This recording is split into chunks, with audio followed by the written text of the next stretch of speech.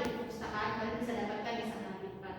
Kemudian ada SAK tahun terbaru itu tahun 2018 ya, boleh kalian baca dari situ.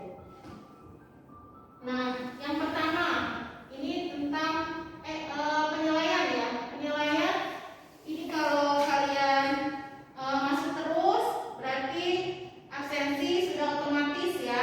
Kalau absensi otomatis persentasenya 10%. Nah, untuk UTS itu 25%, UAS 30%, kuis tugas menjelang pertemuan ke-7 dan pertemuan ke-15 ke 21 tugas diberikan persentase nilai 15%. Kemudian untuk presentasi paper nanti terkelompok ibu akan bagi tugas dan kalian nanti diskusi, nanti ibu juga membimbing diskusi. Nah, itu nilainya sekitar 20%. Untuk itu kalian ibu harapkan aktif ya untuk belajar ke depannya. Ini bahasan yang akan kita bahas ya. Yang pertama mengenai auditing, jenis-jenis audit, perbedaan audit dan akuntansi ya, jasa audit dan jasa asuransi. Nah, ini nanti kita akan pelajari menggunakan pertemuan pertama mungkin kita bisa tatap muka dulu seperti ini ya. Nanti untuk kedua menggunakan online karena nanti kelasnya masih gantian, jadi masih pertemuan terbatas ya, jadi nanti gantian dengan satu kelas yang lain ya. Nah, yang kedua ini nanti online-nya tentang kode etik akuntan Indonesia yang kita belajar.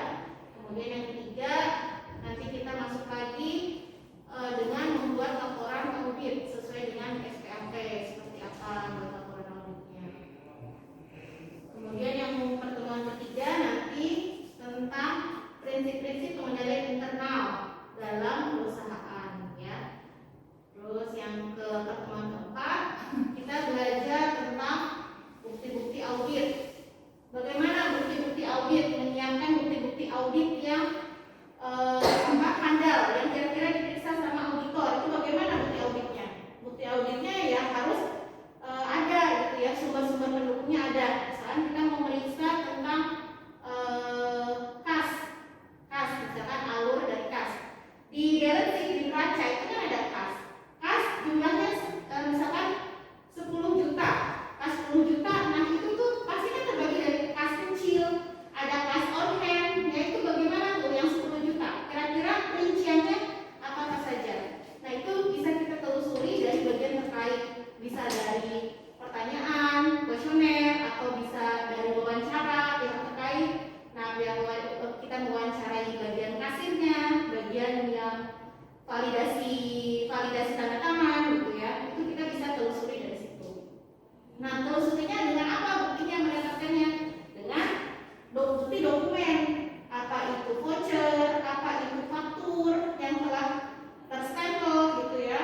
Itu bukti-bukti PO gitu ya. Itu purchase order pembelian. Nah, itu tuh bukti-bukti itu kita harus dapatkan. Itu namanya bukti yang handal dari perusahaan klien.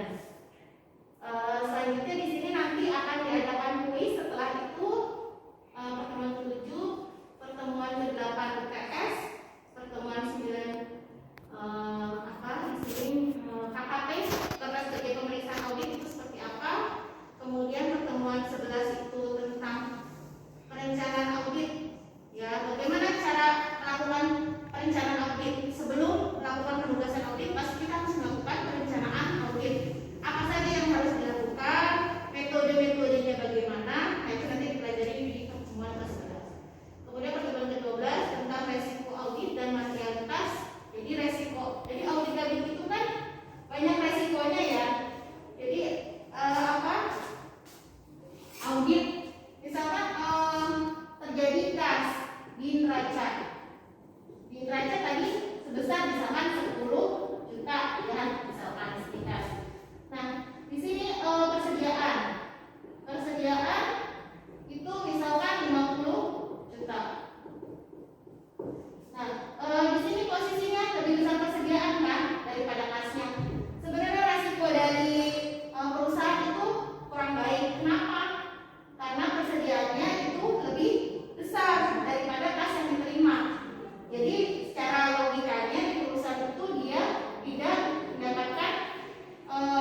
penjualan, jadi persediaannya menumpuk di gudang sehingga barangnya jadi. Kira-kira kita belajar nanti seperti itu alur kasnya.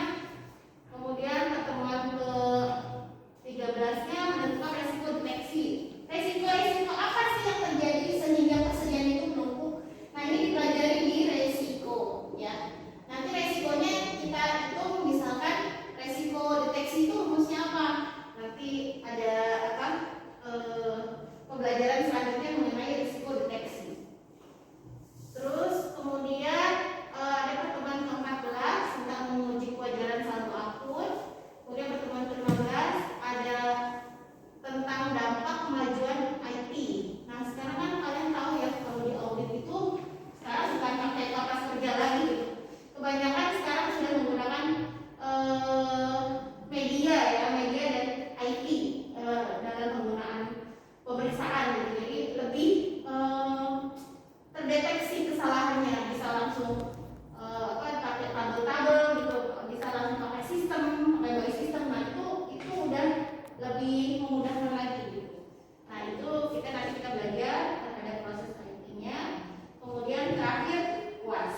Nah, di UAS ini kalian nanti ada diminta untuk menjelaskan sebuah kasus, menganalisis sebuah kasus, kemudian memberikan analisis atas kasus tersebut. Kira-kira kasus tersebut bagaimana solusi pemecahannya. Nah, kira-kira akan seperti itu nantinya kita pelajari selama 1 semester ke depan. Ya, kita langsung belajar ya tentang pertemuan pertama, yaitu membahas tentang apa sih konsep dari audit itu sendiri ya. Audit, saya kan tahu Nabila dari semester awal udah ngajar Nabila nih, udah tahu. Nabila, kira-kira audit itu apa? Audit itu mengumpulkan bukti-bukti. Ya, betul. Samria, audit itu apa? Seperti yang sudah Nabila jelaskan, audit itu pengumpulan bukti-bukti untuk mengukur informasi yang didapat. Ya, jadi benar ya. Jadi pendapatnya Nabila benar. Jadi audit itu adalah proses pengumpulan bahan bukti, di mana itu pengumpul bukti-buktinya itu dari kebalikan dari akuntansi ya. Kalau akuntansi itu dari proses transaksi, kemudian jurnal, kemudian buku besar, kemudian apa? AJP ya disesuaikan, kemudian laporan keuangan.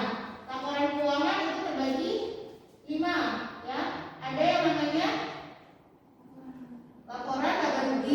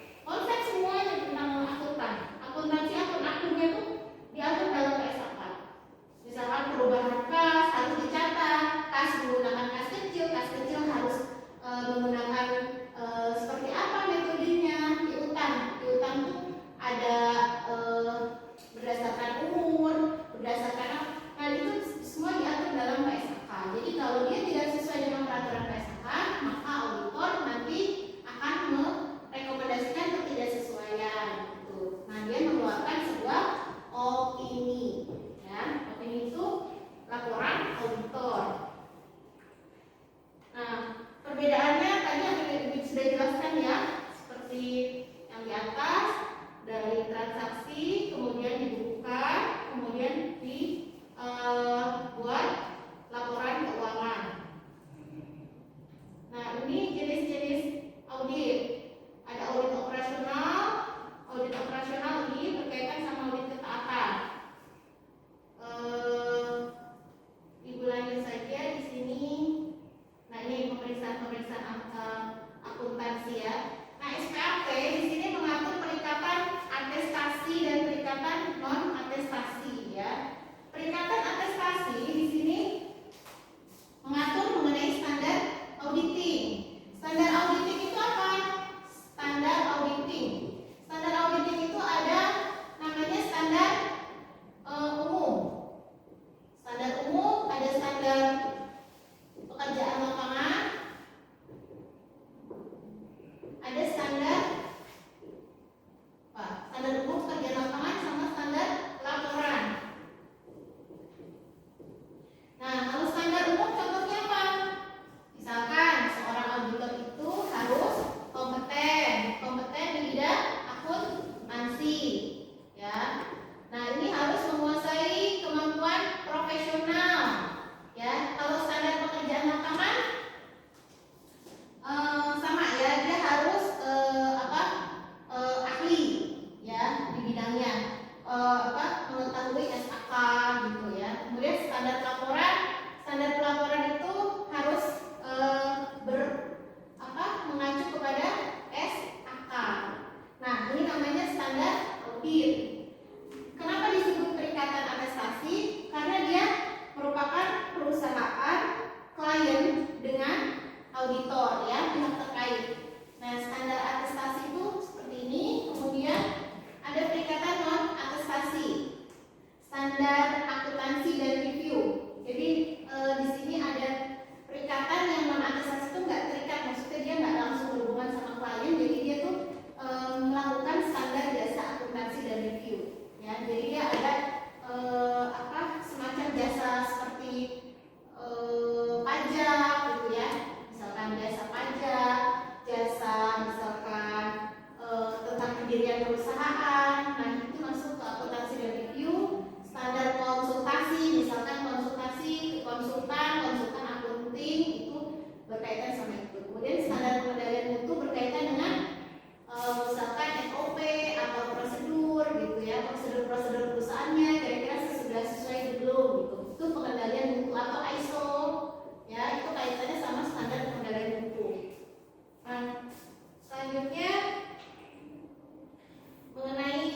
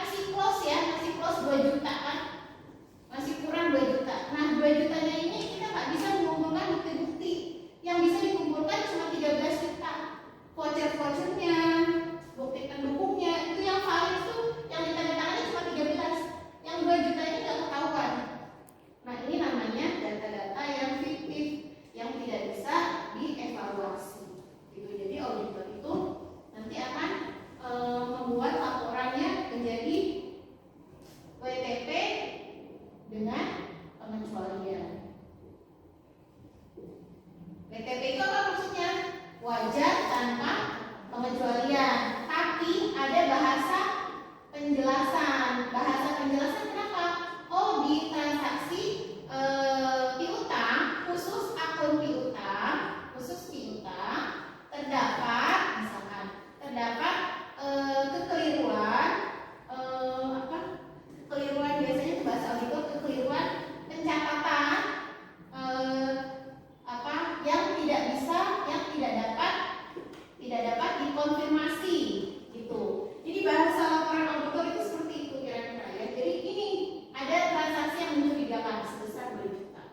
Nah, 2 juta itu sangat bermaterial. Kenapa? Karena dari hitungan dari prosentase kas sama piutang ini nggak beda jauh gitu. Makanya dia material, sangat mempengaruhi perubahan posisi laporan keuangan. Kalau dia jumlahnya di sini 5 juta akunnya, tapi yang terdeteksi misalkan 10.000, nah itu nggak ngaruh kan buat laporan keuangan, jadi nggak perlu dibereskan gitu ya. Nah, kira-kira seperti itu untuk pembahasannya. Nanti ini Ibu minta kalian baca di melalui buku yang ada ya, dari buku Sutrisno boleh, dari Profesor Abdul Halim boleh. Nanti dirangkum lagi sama kalian, nanti buat tugas ya, kita membuat ringkasan. Jadi nanti minggu depan Ibu tanya-tanya ya, nanti tanya jawab lagi. Terima kasih ya, Ibu cukupkan sampai di sini. Silakan kalau ada yang mau dicatat silakan catat. Oke, itu aja ya. Nanti besok minggu kedua kita online ya. Terima kasih. Assalamualaikum warahmatullahi wabarakatuh. Waalaikumsalam warahmatullahi wabarakatuh.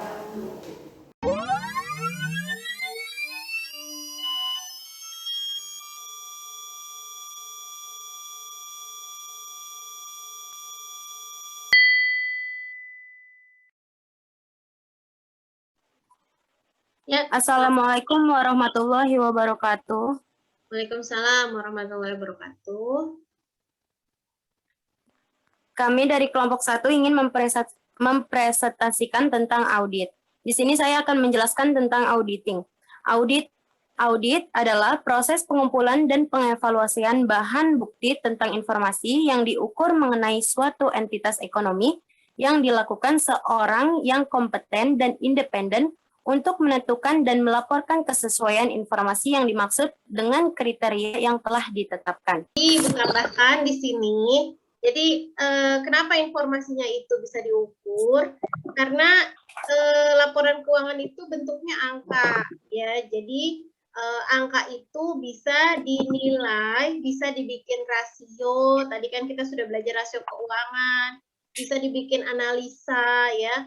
Makanya itu perlu, kenapa disebut diukur? Karena berbentuk angka ya, jadi dia bisa dihitung, bisa dianalisa, bisa ditelaah informasinya gitu, ditelusurin dari awal kejadiannya gitu ya. Jadi itu kan bisa diukur. Kalau misalkan kayak bahan bukti itu kalau nggak ada nggak bisa diukur kan. Jadi bahan buktinya itu harus bisa diukur. Kalau kamu misalkan dikasih kerjaan, misalkan jadi pengawas gitu, terus pas udah di laporan keuangan, kok ini ceknya kosong, nggak ada buktinya gitu. Jadi gimana, pakai apa? Dari data klien. Betul ya, betul-betul Ditya. Ya benar. Jadi dari data ya, dari data yang bisa ditelaah, dari data-data, misalkan dari data apakah itu dari pelanggan, apakah dari supplier gitu ya, itu masih bisa. Tapi kalau laporan keuangan yang udah jadi, kita nggak bisa nemuin bukti transaksinya, nggak bisa. Ya kita bisa pakai cara lain gitu, pakai pihak ketiga gitu ya, itu bisa diukur jadinya. Karena pihak ketiga itu pasti punya gitu sumbernya gitu. Berarti yang bermain kecurangan ini dia ada dalam manajemen perusahaan gitu. Paham ya kenapa disebut audit? Jadi adanya proses pengumpulan, dievaluasi bahan buktinya, informasinya bisa diukur, yang dilakukan oleh orang yang ahli dan independen untuk melaporkan kesesuaian informasi dengan kriteria yang telah ditetapkan, yaitu SAK, ya, standar akuntan publiknya. Tuh, maksudnya seperti itu. Selanjutnya itu ada perbedaan auditing dan akuntansi. Dari segi penjelasannya dulu ya. Dari segi penjelasannya, auditing itu memperoleh dan menilai atau mengevaluasi bukti yang berhubungan dengan laporan keuangan yang disusun oleh manajemen. Tujuan dari auditing sendiri itu untuk menyatakan pendapat tentang kewajaran dalam laporan keuangan. Sedangkan akuntansi itu adalah untuk mengidentifikasi kejadian-kejadian dan kemudian itu mengukur, mencatat, dan mengklasifikasikan serta meringkas dalam catatan-catatan akuntansi. Tujuan dari akuntansi yaitu menyusun dan mendistribusikan laporan keuangan. Nah, terus di sini ada bagannya. Yang pertama itu ada transaksi yang mempunyai nilai uang. Terus disusul dengan adanya bukti pembukuan. Habis itu ada special journal. Special journal di sini dimaksud itu transaksi perusahaan dagang secara garis besar terdiri atas transaksi pembelian, penjualan, penerimaan kas, dan pengeluaran kas. Sedangkan selanjutnya itu ada general ledger.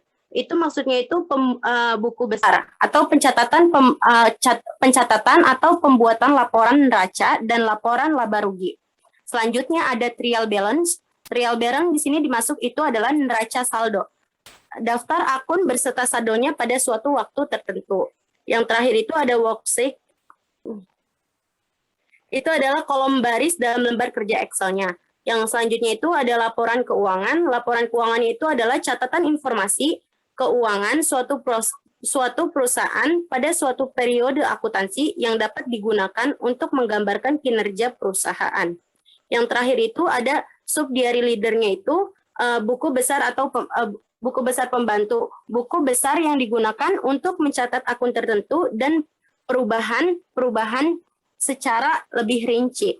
Nah, terus kalau accounting itu urutannya itu dari diagram ini itu arahnya dari pembuktian hingga subdiary leader, hingga laporan keuangan. Sedangkan kalau misalnya auditing itu dari laporan keuangan hingga bukti pembukuan. Kalau sudah seperti ini, jadi kalian tuh paham gitu ya. Cuma masalahnya nggak segampang itu ya, transaksi kan banyak ya, macem-macem. Nah itu banyak jurnal, banyak debit kreditnya gitu. Kalau kalian nggak paham, itu nanti laporan keuangannya akan salah. Jadi kalau debit kreditnya kalian sudah paham, sudah bisa jurnal, pasti laporan keuangannya benar. Paling selisih ada tapi bisa ditelusuri. Jadi kalau accounting kenapa harus dikatakan kompeten juga ya, karena dia harus menguasai debit kredit gitu. Karena untuk membuat laporan keuangan kalau nggak dibuat sama accountingnya ya susah gitu, nggak ngerti soalnya. Jadi maksudnya seperti itu ya. Lanjut. Jenis-jenis audit di sini ditinjau dari luasnya pemeriksaan ada dua, yaitu pemeriksaan umum atau general audit dan pemeriksaan khusus atau special audit. Yang pertama itu pemeriksaan umum itu suatu pemeriksaan umum atas laporan keuangan yang dilakukan oleh KAP independen dengan tujuan untuk bisa memberikan pendapat mengenai kewajaran laporan keuangan secara keseluruhan. Pemeriksaan tersebut dilakukan dengan standar profesional akuntan publik dan memperhatikan kode etik akuntan Indonesia, kode etik profesi akuntan publik, serta standar pengendalian mutu. Kemudian yang kedua itu pemeriksaan khusus, yaitu suatu pemeriksaan terbatas yang dilakukan oleh KAP yang independen dan pada akhir pemeriksaannya, auditor tidak perlu memberikan pendapat terhadap kewajaran laporan keuangan secara keseluruhan. Kemudian ini jenis-jenis audit yang ditinjau dari jenis pemeriksaannya itu ada 4. Pertama, manajemen audit atau operasional audit itu suatu pemeriksaan terhadap kegiatan operasi suatu perusahaan termasuk kebijakan akuntansi dan kebijakan operasional yang telah ditentukan oleh manajemen untuk mengetahui apakah kegiatan operasi tersebut sudah dilakukan secara efektif, efisien, dan ekonomis. Kemudian ada kedua, pemeriksaan ketaatan atau compliance audit, yaitu pemeriksaan yang dilakukan untuk compliance, baik Bu, compliance audit. Maaf, yaitu pemeriksaan yang dilakukan untuk mengetahui apakah perusahaan sudah menaati peraturan-peraturan dan kebijakan-kebijakan yang berlaku, baik yang ditetapkan oleh pihak intern perusahaan, manajemen, dewan komisaris, maupun pihak eksternal, yaitu pemerintah, Bapepam, Bank Indonesia, DJP, dan lain-lain. Kemudian yang ketiga itu ada pemeriksaan intern atau internal audit, yaitu pemeriksaan yang dilakukan oleh bagian internal audit perusahaan, baik terhadap laporan keuangan dan catatan akuntansi perusahaan maupun ketaatan terhadap kebijakan manajemen yang telah ditentukan. Dan yang terakhir di sini ada komputer audit. Komputer audit itu pemeriksaan oleh KAP terhadap perusahaan yang memproses data akuntansinya dengan menggunakan Electronic Data Processing atau EDP system. Ya, Dan Bu. lanjut. Selanjutnya standar of professional akuntan publik, yaitu ada perikatan atestasi standar auditing. Standar auditing itu merupakan suatu panduan audit atas laporan keuangan historis yang terdapat 10 standar yang secara rinci dalam bentuk pernyataan standar auditing atau PSA. PSA ini berisi tentang ketentuan-ketentuan dan panduan utama yang harus diikuti oleh akuntan publik dalam melaksanakan perikatan audit. Dan yang kedua, standar atestasi. Ya, bisa. Jadi maksudnya seperti itu ya. Perikatan itu kalau misalkan auditor punya perjanjian dengan klien, itu perikatan. Nah, hubungan sama perikatan atestasi di sini berarti atestasi kan jasa-jasa yang diberikan oleh auditor ya. Di sini ada standar harus memenuhi standar auditing dan standar atestasi. Tadi standar auditing harus seperti apa? Ada 3 standar ya, Elma ya? Ya, standar umum. Yang pertama itu standar umum. Ya. Yang di dalamnya itu ada audit yang harus dilaksanakan oleh seorang atau lebih yang memiliki keahlian dan pelatih teknis yang cukup sebagai auditor. Iya. Terus kalau yang kedua itu standar pekerjaan lapangan. Yang pekerjaan harus direncanakan sebaik-baiknya dan jika digunakan asisten harus disurvei dengan semestinya. Kayak pemahaman memadai atas pengendalian intern harus diperoleh untuk merencanakan audit dan menentukan sifat lingkup pengujian yang akan dilakukan yang gitu, Bu. Ya, betul. Ya. Standar pelaporan. Kalau standar atestasi, ya, belum ya? Iya. Standar pelaporan. Terus standar pelaporan gimana? Standar laporan itu kayak ada laporan auditor yang harus menyatakan laporan keuangan itu yang disusun sesuai dengan prinsip akuntansinya. Terus kalau misalnya dia juga misalnya kalau misalnya nggak ada ketidakkonsistenan, bakal di penerapan prinsip akuntansinya ada periode berjalan dibanding dengan penerapan prinsip sebelumnya gitu. Iya. Ya. Kemudian, nah, kalau misalnya standar atestasi itu juga ada standar umum. Yang pertama, yaitu perikatan harus dilaksanakan oleh seorang praktisi atau lebih yang memiliki keahlian dan pelatihan teknis yang cukup dalam fungsi atestasinya. Perikatan harus dilaksanakan pengetahuan cukup dalam bidang yang bersangkutan dengan asersi. Iya, betul. Praktisi harus melaksanakan perikatan yang kayak misalnya memiliki alasan untuk meyakinkan dirinya bahwa dua kondisi gitu, Bu. Iya. Auditing itu adalah proses pengumpulan dan pengevaluasian bahan bukti tentang informasi yang dapat diukur mengenai suatu entitas ekonomi yang dilakukan seorang yang kompeten dan independen untuk menentukan dan melaporkan kesesuaian informasi yang dimaksud dengan kriteria-kriteria yang telah ditetapkan. Nah, tujuan dari auditing itu sendiri adalah yang pertama, pengumpulan dan evaluasi bukti. Yang kedua, informasi dan kriteria yang telah ditetapkan. Yang ketiga, auditor harus independen dan kompeten. Yang keempat, melakukan pelaporan. Ya. Yang terakhir, Jasa audit dan asuransi. Jasa asuransi itu adalah jasa profesional independen yang mampu meningkatkan mutu informasi melalui peningkatan keandalan dan relevansi sehingga dapat digunakan untuk pengambilan keputusan bagi pihak-pihak yang berkepentingan. Nah, jadi dalam jasa asuransi ini ada beberapa kegiatan. Yang pertama, jasa akuntansi dan jasa kompilasi. Jasa ini maksudnya adalah menyusun pembukuan, membuat jurnal, menyiapkan dan menyusun laporan keuangan. Yang kedua ada jasa atestasi. Jasa ini adalah jasa yang menghasilkan komunikasi tertulis yang menyatakan kesimpulan tentang keandalan asersi yang merupakan tanggung jawab pihak lain. Nah, jasa atestasi ini terdiri dari audit, pemeriksaan, review, prosedur yang disepakati. Nah, selain jasa asuransi, ada juga jasa non-asuransi. Jasa non-asuransi adalah jasa seperti jasa konsultasi, jasa teknologi, perencanaan keuangan, perpajakan, dan lain-lain. Ya, tadi seperti Ibu bilang ya, jasa akuntansi dan jasa kompilasi. Jasa akuntansi berarti tadi berhubungan dengan accounting ya. Accounting itu kan mungkin perusahaan itu ada yang tidak paham banget, maksudnya ada yang jurusan pertanian tapi dia bekerja di accounting gitu kan, di accounting perusahaan. Jadi dia mungkin perusahaannya masih kurang percaya gitu, bisa menyewa jasa akuntansi gitu ya. Biasanya ini jasa akuntansi ini namanya kantor jasa akuntansi. Jadi yang menyediakan itu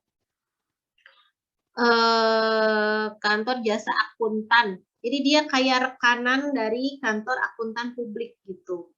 Jadi dia punya kantor akuntan publik, dia punya rekanan paham kan ya? Rekanan itu kayak rekan bisnis gitu. Jadi dia punya channel gitu. Nah, dia punya rekanan, itu ada jasa akuntansinya, kemudian jasa kompilasi itu maksudnya macam-macam di situ yang terkait sama jasa laporan keuangan, ada jasa pajaknya. Kan kalau laporan keuangan macam-macam ya. Ada pajak di situ, ada apa lagi? Misalkan masalah di IT-nya gitu, masalah laporan laba rugi komparatifnya tuh. Laba rugi komparatif itu kan perbandingan dari tahun ke tahunnya gitu kan. Nah, itu dikompilasi gitu. Disatukan menjadi suatu informasi yang utuh gitu. Itu namanya kompilasi. Kemudian ada jasa atestasi. Jasa atestasi tadi kan ada jasa ini ya. Maksudnya jasa atestasi itu jasa ya seperti itu, jasa pajak, jasa keuangan lah kayak gitu ya, sama seperti itu kurang lebih. Cuma jasa lain-lainnya itu kayak jasa konsultasi gitu.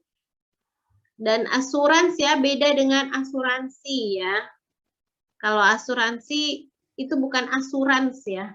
Asuransi itu jasa audit. Dia menjaminkan bahwa jasa-jasa audit, jasa-jasa keuangan itu semua tuh ini dikerjakan oleh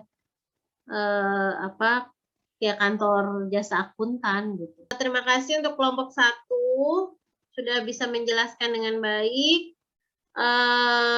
Selanjutnya minggu depan dipersiapkan ya.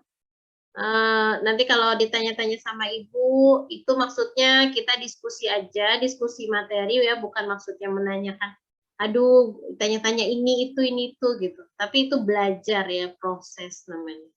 Jadi kalian itu wajib membaca dahulu sebelum presentasi ya. Itu aja Ibu minta kalian pahami dulu, baru nanti kalau ada pertanyaan silakan ditanya di sini ya. Kalau tidak ada pertanyaan, Ibu cukupkan sampai di sini. Terima kasih.